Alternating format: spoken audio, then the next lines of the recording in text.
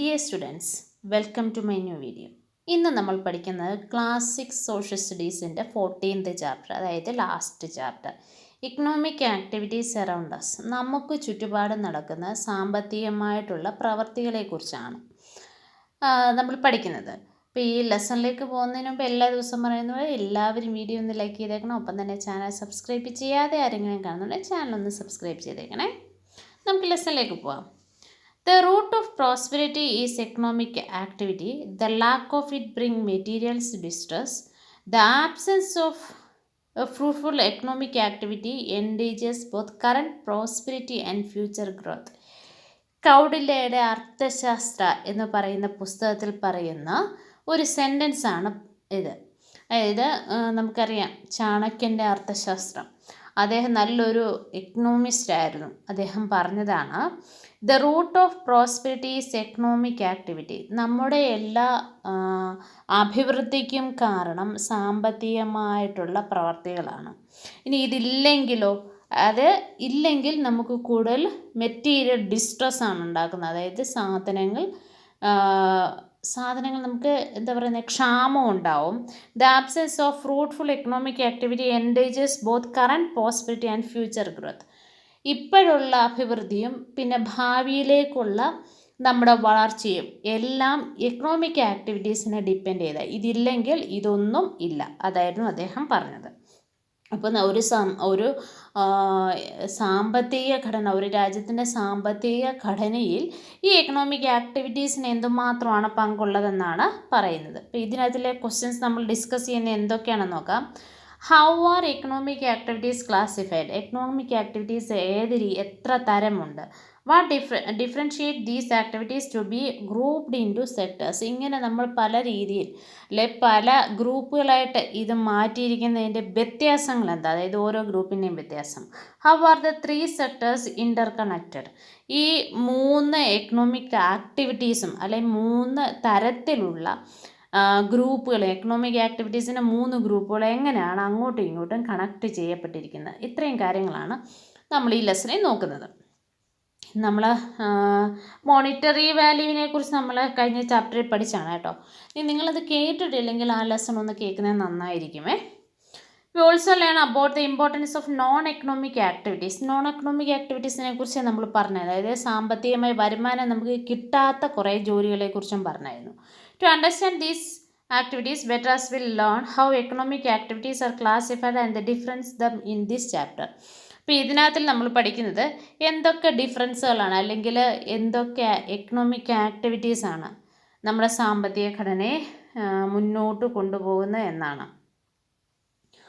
Over the decades, the number of economic activities has increased tremendously. For example, earlier most people were involved in activities such as agriculture, livestock rearing, production of tools, pottery and weaving cloths. അതായത് ഓരോ വർഷം കഴിയുമ്പോൾ അല്ലെങ്കിൽ നമുക്ക് കുറേ വർഷങ്ങൾ ഇങ്ങനെ കഴിഞ്ഞുകൊണ്ടിരിക്കുമ്പോൾ നമ്മുടെ എക്കണോമിക് ആക്ടിവിറ്റീസ് മാറി മാറി വരും. അതായത് പണ്ട് കാലങ്ങളിൽ നമ്മൾ കൃഷി അല്ലെങ്കിൽ കാറ്റൽ റിയറിങ്, കന്നുകാലികളെ വളർത്തൽ, പ്രൊഡക്ഷൻ ഓഫ് ടൂൾസ്, ആയുധങ്ങളുണ്ടാക്കുന്നത്, പോട്ടറി, കലങ്ങളുണ്ടാക്കുന്നത്, പിന്നെ തുണികൾ നെയ്യുന്നത്, ഇതൊക്കെയായിരുന്നു നമ്മുടെ എക്കണോമിക് ആക്ടിവിറ്റീസ് എന്ന് പറയുന്നത്. പക്ഷേ ഡെവലപ്മെൻ്റ് ആകുമ്പോൾ societies progress, the number of economic activities through which people each livelihood increased vastly. പക്ഷേ വർഷങ്ങൾ കഴിയുമ്പോൾ നമുക്ക് ഒരുപാട് ഡെവലപ്മെൻറ്റ്സ് ഉണ്ടാവും. അതിനനുസരിച്ച് എക്കണോമിക് ആക്ടിവിറ്റീസിനും ഇത് നമുക്ക് ഈ പണം കിട്ടുന്ന സാമ്പത്തിക മൂല്യം കിട്ടുന്ന ആക്ടിവിറ്റീസ് പ്രവർത്തികൾ വ്യത്യാസപ്പെടുന്നു. അതായത് ഈ പറഞ്ഞ പ്രവർത്തികളല്ലാതെ കൃഷിയോ കന്നുകാലി വളർത്തലോ അല്ലാതെ വേറെ പല ആക്ടിവിറ്റീസും ഉണ്ടാകുന്നു എന്നുള്ളതാണ് നമ്മൾ പറഞ്ഞു വരുന്നത്.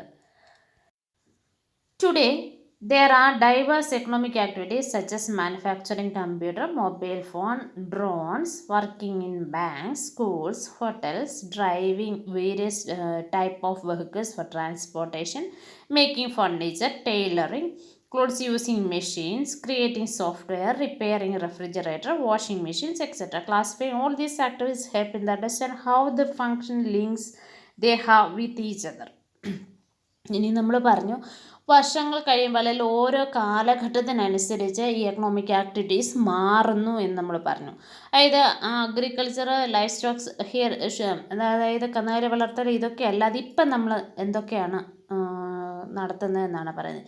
കമ്പ്യൂട്ടറുകളുടെ ഉൽപ്പാദനം, മൊബൈൽ ഫോണ്, ഡ്രോണ്, ബാങ്കുകളിൽ വർക്ക് ചെയ്യുന്നവർ, സ്കൂളിലും ഹോട്ടലിലും വർക്ക് ചെയ്യുന്നവർ, പിന്നെ പലതരത്തിലുള്ള വാഹനങ്ങൾ ഓടിക്കുന്നവർ, അല്ലേ? പണ്ടൊന്നും ഇത്രയും വാഹനങ്ങളൊന്നും ഇല്ലായിരുന്നു. പിന്നെ ഫർണിച്ചേഴ്സ് ഉണ്ടാക്കുന്നവർ, പിന്നെ പല തരത്തിലുള്ള തുണിത്തരങ്ങൾ മെഷീൻസ് ഉപയോഗിച്ച് ഉണ്ടാക്കുന്നു. പിന്നെ സോഫ്റ്റ്വെയർ ക്രിയേഷൻസ്, അല്ലേ? റെഫ്രിജറേറ്റർ മാത്രമല്ല, പല മെഷീൻസിൻ്റെ മെക്കാനിസംസ്, അല്ലെ ശരിയാക്കുന്നത്, ഉണ്ടാക്കുന്നത്, അങ്ങനെ ഒരുപാട് ആക്ടിവിറ്റീസ് നമുക്ക് ചുറ്റുപാടും നടക്കുന്നുണ്ട്. ഇതെല്ലാം എക്കണോമിക് ആക്ടിവിറ്റീസാണ്.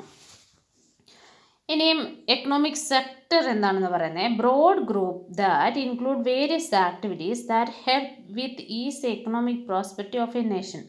ഒരു രാജ്യത്തിൻ്റെ സാമ്പത്തിക വ്യവസ്ഥയ്ക്ക് അഭിവൃദ്ധി ഉണ്ടാകുന്ന പ്രവൃത്തികളെ എല്ലാം കൂടി ചേർത്ത് നമുക്കൊരു ബ്രോഡ് ഗ്രൂപ്പായിട്ട്, അതായത് എല്ലാം കൂടെ ചേർത്ത് പറയുന്ന ഒരു പേരാണ് എക്കണോമിക് സെക്ടർ എന്ന് പറയുന്നത്. ഇനിയും economic ആക്ടിവിറ്റീസിൻ്റെ ക്ലാസിഫിക്കേഷനാണ്. Some economic activities share similar characteristics, and based on this, they can group together or classified broader group called economic sectors. These three main type of economic sectors: primary, secondary and tertiary. ഇനി പറയുന്നത് ഈ economics ആക്ടിവിറ്റീസിനെ എല്ലാം കൂടെ നമ്മൾ 3 ഗ്രൂപ്പായിട്ട് മാറ്റുക. അതായത് ഈ വലിയൊരു ഗ്രൂപ്പാന്ന് പറഞ്ഞില്ലേ നമ്മുടെ എന്താ പറയുന്നത്, എക്കണോമിക് സെക്ടർ എന്ന് പറയുന്ന വാക്ക് പറഞ്ഞപ്പോഴും, അപ്പം നമ്മുടെ ആ സാമ്പത്തിക ഘടനയെ അല്ലെങ്കിൽ സാമ്പത്തിക അഭിവൃദ്ധിയെ മുന്നോട്ട് നയിക്കുന്ന ആ ഗ്രൂപ്പുകളെ നമ്മൾ 3ആയിട്ടാണ് ഭാഗിച്ചിരിക്കുന്നത്. അത് പ്രൈമറി, സെക്കൻഡറി ആൻഡ് ടേർഷറി എന്നാണ് പറയപ്പെടുന്നത്. എന്താണ് പ്രൈമറി സെക്ടർ എന്ന് പറയുന്നത്? അതായത് primary activities or primary sector economic activities എന്തൊക്കെയാണെന്നാണ് നമ്മൾ പറയുന്നത്. അതായത് the economic activities in which people are directly depend on nature to produce goods. നമ്മൾ പ്രകൃതിയെ നേരിട്ട് ഡിപ്പെൻഡ് ചെയ്ത് ആശ്രയിച്ച് ഉണ്ടാകുന്ന എക്കണോമിക് പ്രോഗ്രസ് ആണ് പ്രൈമറി സെക്ടർ എന്ന് പറയുന്നത്. ഫോർ എക്സാമ്പിൾ ഇവിടെ നമുക്ക് കൊടുത്തിട്ടുണ്ട് classification of economic activities into economic sectors. അതായത് പ്രൈമറി സെക്ടർ എന്ന് പറയുന്നത് ഇപ്പോൾ ഇതിനകത്ത് നോക്കിയാൽ നിങ്ങൾക്ക് കാണാൻ പറ്റും.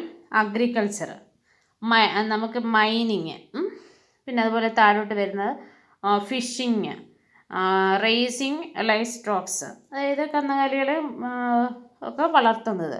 ഇതെല്ലാം ഈ ആദ്യം പറഞ്ഞിരിക്കുന്ന ഈ ഗ്രൂപ്പിലുള്ളതെല്ലാം എന്താണ്? പ്രൈമറി സെക്ടർ എന്നതിൽ പെടുന്നതാണ് ഇതെല്ലാം. ഇനി അടുത്തത് സെക്കൻഡറി സെക്ടർ. അതായത് താഴോട്ടുള്ളതെല്ലാം സെക്കൻഡറി സെക്ടറും ടേർഷറി സെക്ടർ എന്ന് പറയുന്നത് താഴോട്ടൊക്കെ.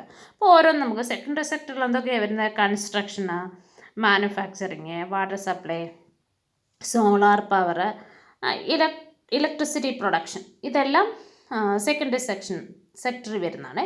ഇനി അടുത്തതെന്ന് പറയുന്നത് ടേർഷറി വരുന്നത് health care, trade and logistics, communication, banking, transportation, ഇതെല്ലാം നമുക്ക് ഏതിലാണ് വരുന്നത്? ടേർഷറി സെക്ടറിലാണ് വരുന്നത്. ഇനി ഓരോന്നപ്പോൾ ഇത് തമ്മിലൊരു കണക്ഷനും ഉണ്ട് കേട്ടോ. ഇത് നമുക്ക് ഈ പിക്ചറിൽ തന്നെ നോക്കി പറയുന്നതാണ് ഏറ്റവും എളുപ്പമെന്ന് എനിക്ക് തോന്നുന്നു. അതായത് ഈ പ്രൈമറി സെക്ടറിൽ വരുന്നത് ഇതെന്ന് പറയുന്നത് നേച്ചറിൽ, ഈ പ്രൈമറി സെക്ടറിലെല്ലാം തന്നെ നേച്ചറിനെയാണ് നമ്മൾ ഡിപ്പെൻഡ് ചെയ്യുന്നത്. ഇപ്പോൾ കൃഷി തന്നെ നമ്മൾ ഭൂമിയിൽ കൃഷി ചെയ്യുന്നു, അവിടെ നമ്മൾ പ്രകൃതിയാണ് ഏറ്റവും ഒക്കെ ആശ്രയിക്കുന്നത്. ഈ പ്രകൃതിയിൽ നിന്ന് കിട്ടുന്ന കാര്യങ്ങൾ ഉപയോഗിച്ച് അതിൻ്റെ ഒരു പ്രൊഡക്ഷൻ, അതായത് ഈ പ്രൈമറി സെക്ടറിൽ നിന്ന് കിട്ടുന്ന സാധനങ്ങൾ ഉപയോഗിച്ചാണ് സെക്കൻഡറി സെക്ടർ വർക്ക് ചെയ്യുന്നത്. ഈ പ്രൈമറി സെക്ടറിൻ്റെയും സെക്കൻഡറി സെക്ടറിൻ്റെയും പ്രൊഡക്ഷനാണ് നമ്മൾ ടേർഷറി സെക്ടറിലേക്ക് പോകുന്നത്. ഇപ്പോൾ ഇവിടെ നമ്മൾ ഒരു എക്സാമ്പിൾ പറഞ്ഞു കഴിഞ്ഞാൽ, ഇപ്പോൾ ഇവിടെ നമുക്ക് കിട്ടുന്നത് അഗ്രികൾച്ചറിലൂടെ കിട്ടുന്ന ഫുഡ് കിട്ടുന്നു എന്ന് വിചാരിക്കുന്നു, അല്ലേ? നമ്മൾ ഫുഡാണ് ഇതിനകത്ത് നിന്ന് കിട്ടുന്നത്. അപ്പോൾ ഈ ഫുഡ് കിട്ടുന്നതിന് നമുക്ക് ഫാക്ടറികളിൽ നിന്ന് പലതരത്തിലുള്ള മാനുഫാക്ചറിങ്, അതല്ലെങ്കിൽ ഈ നമുക്ക് കിട്ടുന്ന ഫുഡ് ഉപയോഗിച്ച് പലതരത്തിലുള്ള പാക്കറ്റ് ഫുഡുകൾ ഉണ്ടാക്കുന്നു എന്ന് വിചാരിക്കുക. ഇത് സെക്കൻഡറി സെക്ടർ. ഇതിനെ നമ്മൾ ട്രേഡിലേക്ക് കൊണ്ടുവന്നു, അതായത് എക്സ്പോർട്ടിങ് ഇമ്പോർട്ട് ചെയ്യുക, എക്സ്പോർട്ട് ചെയ്യുക, അങ്ങനെയുള്ള സെക്ടറിലേക്ക് വരുമ്പോൾ അതൊരു ടെർഷറി സെക്ടർ. ഒരു എക്സാമ്പിളാണ് ഞാൻ പറഞ്ഞത്. അപ്പോൾ നമ്മൾ ഈ ലെസണിൽ നമുക്ക് കണ്ടിന്യൂസ് ആയിട്ട് കാണാൻ പറ്റുന്ന കാര്യങ്ങളാണ് ഇത് പറയുന്നത്. ഇപ്പോൾ നമുക്ക് ജസ്റ്റ് ഒന്ന് ഒരു എക്സാമ്പിൾ ഞാൻ പറഞ്ഞതാണ്. For example, work involving cultivation of grains and vegetables from agriculture farms, collecting wood from the forest, extracting coal of mine, fish from the fisheries, etc. are primary sector economic activities. The most common primary sector are agriculture, mining, fishing, raising livestock, forestry. Below of the type of activity within primary sector. ഇതെല്ലാം primary സെക്ടറിലുള്ളതാണ് നമ്മൾ കണ്ടുകൊണ്ടിരിക്കുന്നത്. ഇനി ഇവിടെ question ഉണ്ട്. Can you think of any primary activity that you can have seen in the past? What was the natural resources used in these activities? Name 2 of them and discuss their experience with your classmates. നമുക്ക് ഏതെങ്കിലും എഴുതാം. അപ്പോൾ racing of life Stokes ഒരെണ്ണം നമുക്ക് എഴുതാം. Racing of life Stokes എന്താണ് അതിൽ നാച്ചുറലായിട്ട് ഉപയോഗിക്കുന്നത്, അല്ലെ അതിനകത്ത് കിട്ടുന്നത് എന്താണ്? ആനിമൽസിനെയാണ് നമ്മൾ നാച്ചുറലായിട്ട് ഉപയോഗിക്കുന്നത്, അല്ലേ? അഗ്രികൾച്ചർ ആണെങ്കിൽ നമ്മൾ ഡിപ്പെൻഡ് ചെയ്യുന്ന സോയിലും പിന്നെ സീഡ്സും ഒക്കെയാണ് നമ്മൾ ഡിപ്പെൻഡ് ചെയ്യുന്നത്. ഇനി ഫിഷിംഗ് ആണെങ്കിൽ നമ്മൾ ഫിഷസിനെയാണ്, നാച്ചുറൽ റിസോഴ്സ് ഫിഷാണ് അവിടെ. അപ്പോൾ നിങ്ങൾക്ക് ഇഷ്ടമുള്ള 2 എണ്ണം എഴുതാം കേട്ടോ. ഇനി സെക്കൻഡറി സെക്ടർ അല്ലെ secondary activity secondary sector economic activity എന്താണെന്ന് നോക്കാം. The group of activities that involves the processing of raw materials derived from the primary sector into product for sale and consumption. ഞാൻ പറഞ്ഞല്ലോ, പ്രൈമറി സെക്ടറിൽ നിന്ന് കിട്ടുന്ന വസ്തുക്കൾ, primary സെക്ടറിൻ്റെ പ്രോഡക്റ്റായി വരുന്ന സാധനങ്ങൾ അത് നമുക്ക് വിൽക്കാൻ വേണ്ടിയോ അല്ലെ നമുക്ക് ഉപയോഗിക്കാൻ വേണ്ടിയോ ഒക്കെ മാറ്റുന്ന ഒരു വിഭാഗമാണ് സെക്കൻഡറി സെക്ടർ എന്ന് പറയുന്നത്. Economic activities in which people R depend on output of the primary sector and transfer them into goods known as secondary activities or secondary sector economic activities. അതായത് പ്രൈമറി സെക്ടറിൽ നിന്ന് കിട്ടുന്ന പ്രോഡക്ട്സ് നമുക്ക് ഉപയോഗിക്കുകയോ അല്ലെങ്കിൽ മറ്റേതെങ്കിലും രീതിയിൽ മാറ്റപ്പെടുകയോ മാനുഫാക്ചർ ചെയ്യുന്നതിന് ഉപയോഗിക്കുന്ന ആക്ടിവിറ്റീസാണ് secondary activities. The secondary sector include construction of building, a road, providing utilities like water, electricity, gas and other such necessities. It also includes the manufacturing of products of factories and production units, process of raw materials from the primary sector into some other forms they can be further sold or consumed. അതായത് എന്തൊക്കെയാണ് secondary sector വരുന്നത്? Construction of building, road, പിന്നെന്താ water supply, electricity supply, gas supply, ഇതെല്ലാം secondary സെക്ടറിലാണ് വരുന്നത്. ഒപ്പം തന്നെ അതായത് primary സെക്ടറിൽ നിന്നുണ്ടാക്കുന്ന സാധനങ്ങൾ അത് നമുക്ക് ഉപയോഗിക്കാൻ വേണ്ടിയോ അതല്ലെങ്കിൽ മറ്റെന്തെങ്കിലും എക്സ്പോർട്ട് ചെയ്യാൻ വേണ്ടിയോ ഇതിനെ മാറ്റിയെടുക്കുന്നു, റോ മെറ്റീരിയലായിട്ട് മാറ്റിയെടുക്കുന്ന ഒരു, ഇപ്പം അഗ്രികൾച്ചറിൽ നിന്ന് കിട്ടുന്ന കോട്ടൺ, പഞ്ഞി, അതിനെ നമ്മൾ സെക്കൻഡറി സെക്ടറിലാകുമ്പോൾ അതൊരു ഫാക്ടറിയിൽ ചെന്നിട്ട് അതിനെ നൂലാക്കിയോ തുണിയാക്കിയോ മാറ്റുന്ന പ്രോസസ്സ്, അവിടെ ഒരു ഫാക്ടറിയുടെ വർക്ക് നടക്കുന്നുണ്ട്, അത് secondary സെക്ടറാണ്. For example, secondary sector activity include processing of grains obtained from the agriculture to make flour in mills, extraction of oil from the groundnut and processing of tea leaves to derive tea. Similarly, wood from the forest to convert into furniture and paper. Cotton is used to make clothes and steel from the iron ore to make automobile like cars and trucks. ഞാൻ പറഞ്ഞല്ലോ primary sector, ഇപ്പം മൈനിങ്ങിൽ നിന്ന് കിട്ടുന്ന iron, നമ്മൾ കുഴിച്ചെടുക്കുന്ന iron, അതിനെ മെഷീൻസാക്കി മാറ്റുന്നു, അതായത് വാഹനങ്ങൾ ഉണ്ടാക്കുന്ന അയണായിട്ട് മാറ്റുന്നു. പിന്നെ അതുപോലെ അഗ്രികൾച്ചറിൽ നിന്ന് കിട്ടുന്ന സീഡ്സൊക്കെ പൊടികളാക്കി പലതരത്തിലുള്ള പൊടികളായിട്ട് നമുക്ക് ആഹാരത്തിന് വേണ്ടി ഉപയോഗിക്കാൻ വേണ്ടിയിട്ട് ഉപയോഗിക്കുന്നു. പിന്നെ ഓയിൽ, ഗ്രൗണ്ട് നട്ടിൽ നിന്നും കോക്കനട്ടിൽ നിന്നും ഒക്കെ നമുക്ക് എന്ത് കിട്ടുന്നു? ഓയിൽസ് ഉണ്ടാക്കുന്നു. പിന്നെ ഫോറസ്റ്റിൽ നിന്ന് കിട്ടുന്ന വിറകുകളോ അല്ലെ തടികളൊക്കെ ഫർണിച്ചറാക്കി മാറ്റുന്നു. അതൊക്കെയാണ് അപ്പം സെക്കൻഡറി സെക്ടർ. അതായത് automobile factory, textile industry, pharmaceutical factory, furniture factories, production mills, ഇതൊക്കെയാണ് സെക്കൻഡറി സെക്ഷൻ എന്ന് പറയുന്നത്. ഇപ്പോൾ type of automobiles, number of unit produced in India in 2022 പറയുന്നത് കേട്ടോ. പാസഞ്ചർ വെഹിക്കിളിലേക്ക് കാർ 45 lakhs ആയിരുന്നു. എന്താണ് നമ്പർ ഓഫ് യൂണിറ്റ് 2022-ലാണ് കേട്ടോ. ഇപ്പം നമുക്കറിയാം 25-ലാണ്. കൊമേഴ്സ്യൽ വെഹിക്കിൾ ആണെങ്കിൽ 10.3 lakhs, 3 wheelers 8.6 lakhs and 2 wheelers 2 crores ആയിരുന്നു നമ്മൾ പ്രൊഡക്ഷൻ ഉണ്ടായിരുന്നത്.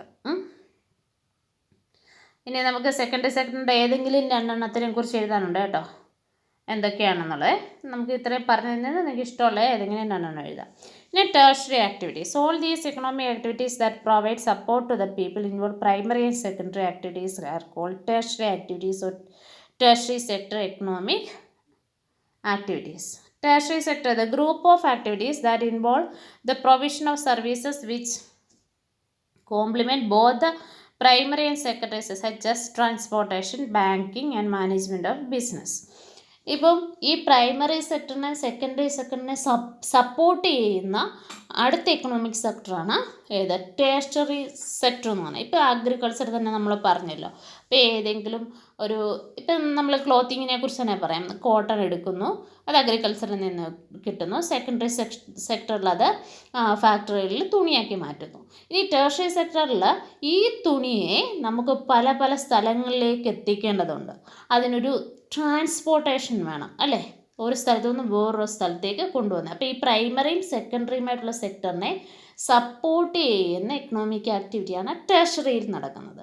അപ്പോൾ ടേർഷ്യറി സെക്ടറിൽ എന്താ ചെയ്യുന്നത്? ഈ തുണി എല്ലാം നമുക്ക് എത്തേണ്ടടുത്ത് ട്രാൻസ്പോർട്ട് ചെയ്യുന്നു. അതായത് എക്സ്പോർട്ട് ചെയ്താലും എന്താണ്, ട്രാൻസ്പോർട്ടിംഗ് ആണ് നടക്കുന്നത്. അതുപോലെ നമുക്ക് അഗ്രികൾച്ചറിൽ നിന്ന് കിട്ടുന്ന സീഡ്സ് അത് നമുക്ക് ഉണങ്ങിപ്പൊടിച്ച് സെക്കൻഡറി സെക്ടറിൽ പൊടികളാക്കുന്നു എന്ന് വിചാരിക്കുക.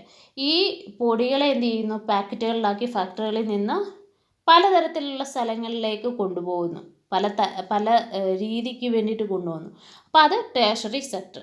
പിന്നെ ഇതിനൊക്കെ കിട്ടുന്ന എന്താ പറയുക എക്കണോമിക് വാല്യൂസ് അതിനെ സപ്പോർട്ട് ചെയ്യുന്നതാണ് ബാങ്കിങ് സർവീസ് എന്ന് പറയുന്നത്. അതായത് പൈസ. ഇപ്പോൾ അഗ്രികൾച്ചറിനെ സപ്പോർട്ട് ചെയ്ത് അഗ്രികൾച്ചറിൽ ഇപ്പം നമുക്ക് കൃഷി ചെയ്യണമെങ്കിൽ വായ്പയൊക്കെ ആരാണ് അനുവദിക്കുന്നത്?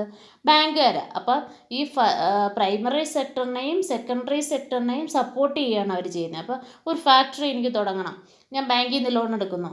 സോ ഫാക്ടറി ഉണ്ടാക്കുക എന്ന് പറയുന്നത് സെക്കൻഡറി സെക്ടറിൽ വരുന്ന, പക്ഷേ അതിനെ സപ്ലിമെൻറ്റ് ചെയ്യുന്ന അല്ലെ പൈസ തരുന്ന ആരാണ്? ടേർഷ്യറി സെക്ടറിലുള്ള ബാങ്കിങ് സർവീസസ് ആണ്. മനസ്സിലായല്ലോ? These include services that may not be able to see but which still play very important role. For example, the driver of a truck transport grains and vegetables from farm to factory or the market. ഇവിടെ അഗ്രികൾച്ചറിനെയാണ് പറയുന്നത്. മാർക്കറ്റിലേക്ക് കൊണ്ടുപോകണമെങ്കിൽ നമുക്ക് ഒരു വാഹനം വേണം, അതിനൊരു driver വേണം അല്ലേ. അദ്ദേഹം അപ്പം ടേർഷ്യറി സെക്ടറിലാണ് വർക്ക് ചെയ്യുന്നത്.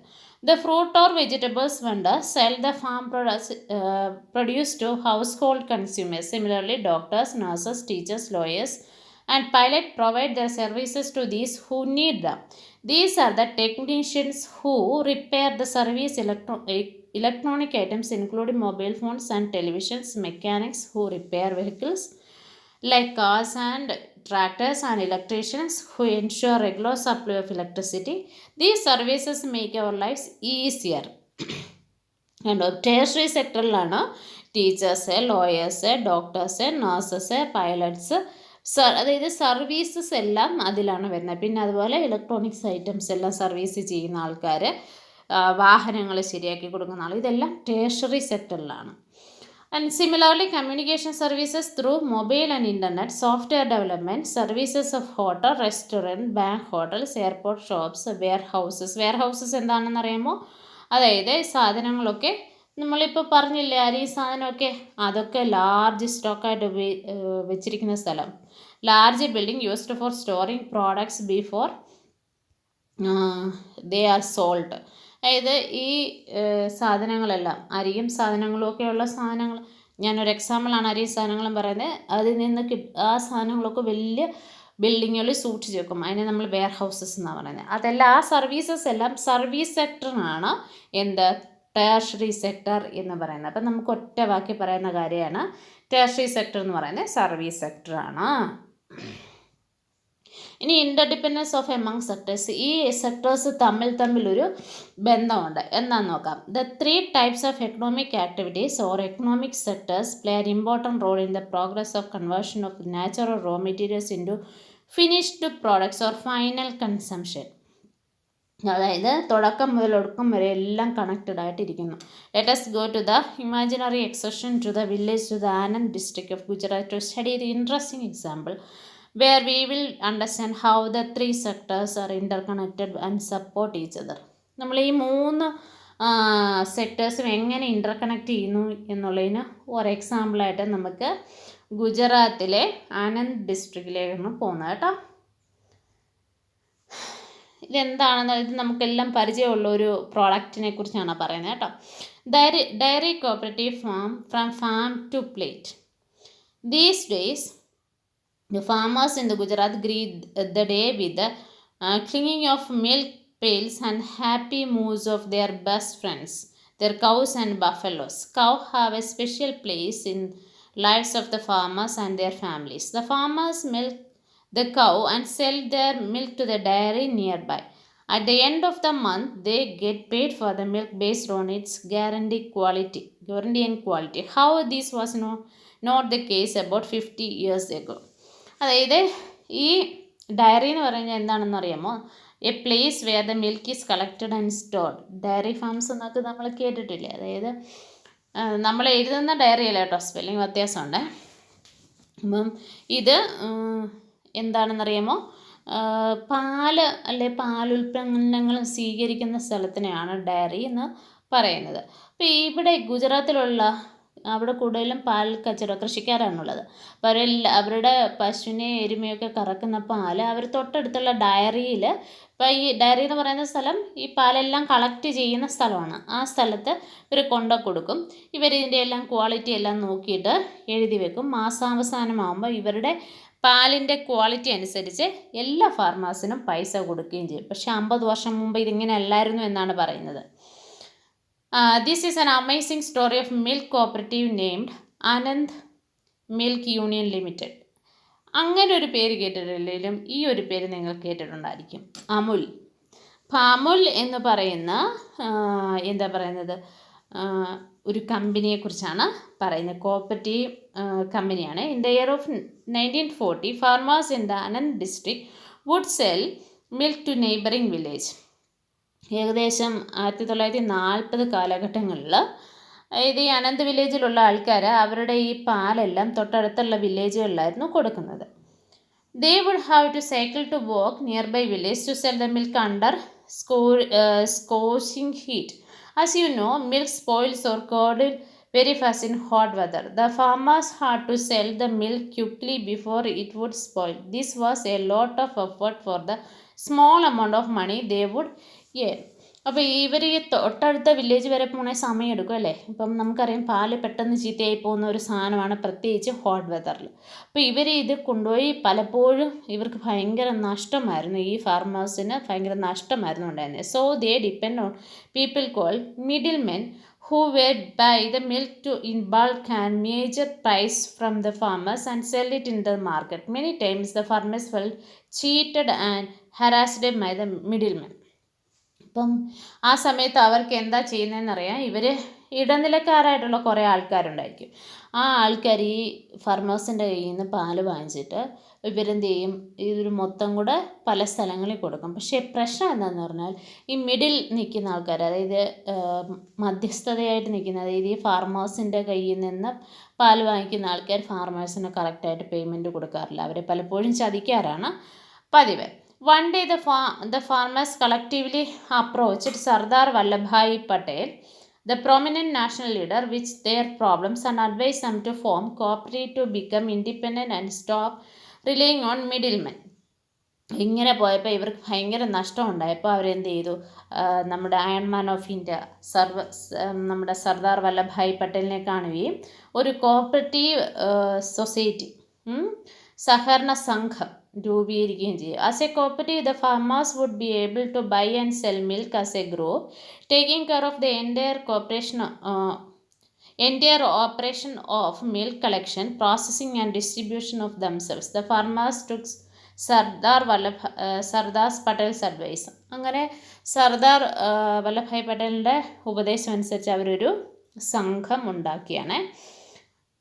എ ഗ്രൂപ്പ് ഓഫ് പീപ്പിൾ, എന്താണ് കോപ്പറേറ്റീവ് എന്ന് പറയുന്നത്? A group of people who voluntarily come together to meet their economic and social needs in a formal വേ.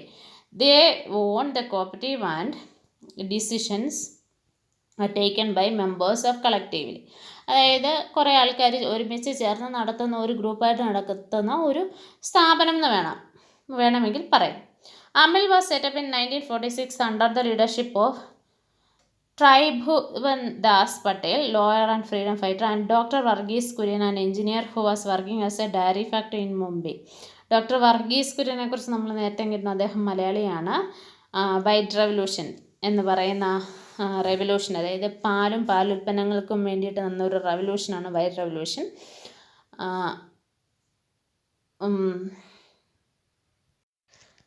അപ്പം ഈ ഡോക്ടർ വർഗീസ് കുര്യൻ ഒരു മലയാളിയായിരുന്നു കേട്ടോ. അപ്പം പാലുൽപ്പന്നങ്ങൾക്കും വേണ്ടിയിട്ട് നടത്തിയ ഒരു വലിയ റെവല്യൂഷനായിരുന്നു അത്. രണ്ടുപേരുടെയും പിക്ചറൊക്കെ നമുക്ക് കൊടുത്തിട്ടുണ്ട് ഇവിടെ. The initiative brought farmers, including women, together and gave the control of the production and sale of the milk. The milk producers collectively made their own decisions on the matters such as production, pasteurization and sale of milk. The task was shared by everyone, which helped raise their income gradually. They did not need the middleman anymore, become like a one big family. അപ്പോൾ ഇവരെന്ത് ചെയ്തു? ഇങ്ങനെ പാലുണ്ടാക്കുക, പിന്നെ അത് pasteurise ചെയ്യുക എന്ന് പറഞ്ഞാൽ അണുവിമുക്തമാവുക. അതുകൊണ്ടാണ് ഇത് പെട്ടെന്ന് ചീത്തയായി പോകുന്നത്, പാല് ചീത്തയായി പോകുന്നത്, ബാക്ടീരിയയുടെയൊക്കെ ഇൻഫ്ലുവൻസ് കൊണ്ട്. അപ്പം അങ്ങനെ അണുവിമുക്തമാക്കി ഇത് വിൽക്കാൻ തുടങ്ങി. അപ്പം അവർക്ക് ഇടനിലക്കാരൻ വേണ്ടെന്നായി. As more and more farmers began to see the benefit of the cooperative, it continue to grow. The quality of the milk that was being collected was so huge that the farmers decided to make their own products out of this. They set a factory in Anand and began to produce butter and milk powder. ഇങ്ങനെ അവരെന്ത് ചെയ്തു? കുറേ farmers ഒരുമിച്ച് ചേർന്ന് ഒരു factory ഉണ്ടാക്കുകയും പിന്നെ അവർ milk powder, ഈ പാൽപ്പൊടി, ബട്ടർ ഇതെല്ലാം ഉണ്ടാക്കുകയും ചെയ്തു. Today the cooperative has A wide range of products made for milk processing plant and factories all over India. Can you name the few? The products are then transported and sold in both small and large retail shops all over the country. In fact, they also export the products. ഇപ്പോൾ ഇവരെന്താ ചെയ്തത്? India മുഴുവൻ ഇതുപോലെ ഫാക്ടറികൾ ഉണ്ടാക്കുകയും പിന്നെ അതുപോലെ export ചെയ്യുകയും കയറ്റുമതി ചെയ്യും. പാലുൽപ്പന്നങ്ങളും കയറ്റുമതി ചെയ്യുകയും ചെയ്യും. In the fascinating story, the farmers of the cooperative milk their cows to sell milk later. This kind of economic activity is called primary sector economic activity because the product's milk is derived directly from the natural source. കേട്ടോ, ഈ natural source ആയിട്ടുള്ള മിൽക്കിൽ നിന്നാണ് production നടക്കുന്നത്. Milk then processed and converted into form liquid into another milk powder, ghee, cheese, butter and many other factories and it is the secondary. അതായത് പാല് directly primary സെക്ടറാണ്. അത് പാലായിട്ട് കൊടുത്താൽ primary sector തന്നെ. പിന്നെ അതിനെ ഫാക്ടറികളിൽ മിൽക്ക് പൗഡറൊക്കെ ആക്കി മാറ്റുമ്പോൾ അത് സെക്കൻഡറി സെക്ടർ ആകുന്നു. പിന്നെന്താണ്? what Amul do in the products it makes? It sells them in various places. Amul uses lorries and trucks as the railways and air and shipping service to transport into products. ഈ പാലുൽപ്പന്നങ്ങളും എന്ത് ചെയ്യുന്നു? ഇവർ export ചെയ്യുകയും പല സ്ഥലങ്ങളിലേക്ക് എത്തിക്കുകയും ചെയ്താൽ അത് ടേഷറി സെക്ടറായി. അപ്പം ആൻഡ് ഇപ്പോൾ ഇത് ട്രേഡിങ്ങിലേക്ക് വരുമ്പോൾ ഇത് ടേഷറി ആക്ടിവിറ്റി. അപ്പോൾ ഈ ഒരു സാധനം തന്നെ, അല്ലെ ഒരു പാല് എന്ന് പറയുന്ന ഒരു നാച്ചുറൽ റിസോഴ്സ്, ഇതിനെ എന്തായിട്ട് മാറ്റുകയാണ് അവർ പ്രൈമറി സെക്ടറിലും സെക്കൻഡറി സെക്ടറിലും ടേഷറി സെക്ടറിലും ഈ ഒരു സാധനം മാറിപ്പോകുന്നതാണ് നമ്മളിപ്പോൾ കണ്ടത്. അപ്പോൾ ഇത് തമ്മിൽ ഇൻ്റർ കണക്ഷനാണ്. പാല് അഗ്രികൾച്ചറിൽ നിന്ന് അല്ലെ ലൈഫ് സ്റ്റോക്ക് റിയറിങ് അല്ലേ, ആനിമൽസിൽ നിന്നും കിട്ടുന്ന പാല് അത് നാച്ചുറൽ റിസോഴ്സ്, അത് പ്രൈമറി സെക്ടർ. അതിനെ പാൽപ്പൊടിയാക്കുമ്പോൾ അത് സെക്കൻഡറി സെക്ടർ. ഈ പാൽപ്പൊടിയെ പല സ്ഥലങ്ങളിലേക്ക് എത്തിക്കുന്ന ട്രാൻസ്പോർട്ടിങ് എന്നൊരു ഇതിലേക്ക് വരുമ്പോൾ അത് ടേഷറി സെക്ടറിലേക്ക് മാറുന്നു. ഇപ്പോൾ എക്സ്പോർട്ടിംഗ് എന്ന് പറഞ്ഞാൽ എന്താണെന്ന് ചോദിച്ചു കഴിഞ്ഞാൽ കയറ്റുമതി ചെയ്യുക. നമ്മൾ ഉണ്ടാക്കുന്ന സാധനങ്ങൾ മറ്റ് രാജ്യങ്ങളിലേക്ക് കയറ്റി വിടുക എന്നുള്ളതാണ്. റീറ്റെയിൽ എന്ന് പറഞ്ഞു കഴിഞ്ഞാൽ നമ്മുടെ ഇന്ത്യയിൽ തന്നെ അല്ലെ നമ്മുടെ അടുത്ത സ്ഥലത്ത് തന്നെ വിൽക്കുന്നതിനാണ് റീറ്റെയിലിംഗ് എന്ന് പറയുന്നത്. ഫാക്ടറിക്ക് എന്താണെന്ന് നിങ്ങൾക്കറിയാമല്ലോ. പാസ്ചറൈസേഷൻ ഞാൻ പറഞ്ഞു, അണുവിമുക്തമാക്കുക, അതായത് ചൂടാക്കി അതിൻ്റെ ടെമ്പറേച്ചർ ചൂടാക്കി ബാക്ടീരിയ ഇല്ലാതാക്കുന്ന പ്രോസസ്സാണ് കേട്ടോ.